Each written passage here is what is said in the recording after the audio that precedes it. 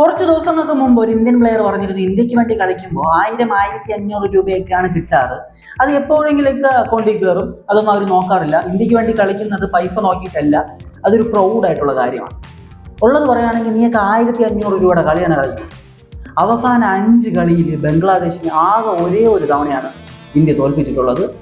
India Bangladesh match 3 തവണ സമനിലയായി. ഇന്ന് നടന്ന മാച്ച് ഇന്ത്യ തോറ്റു. ഇന്ത്യയുടെ ഫിഫ റാങ്കിങ് 136ഉം ബംഗ്ലാദേശിന്റെ ഫിഫ റാങ്കിങ് 183ഉമാണ്. 40-50 റാങ്ക് പുറകിലുള്ള ഒരു ടീമിനെ പോലും ഇന്ത്യക്ക് തോൽപ്പിക്കാൻ പറ്റത്തില്ല.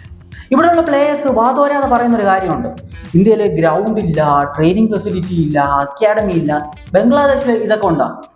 ബംഗ്ലാദേശിൽ ഇന്ത്യയേക്കാൾ മികച്ച ഗ്രൗണ്ട് ഉണ്ട്, ഇന്ത്യയേക്കാൾ മികച്ച അക്കാഡമി ഉണ്ട്, അല്ലെങ്കിൽ ഇന്ത്യയേക്കാൾ മികച്ച ട്രെയിനിങ് ഫെസിലിറ്റി ബംഗ്ലാദേശിലുണ്ടോ?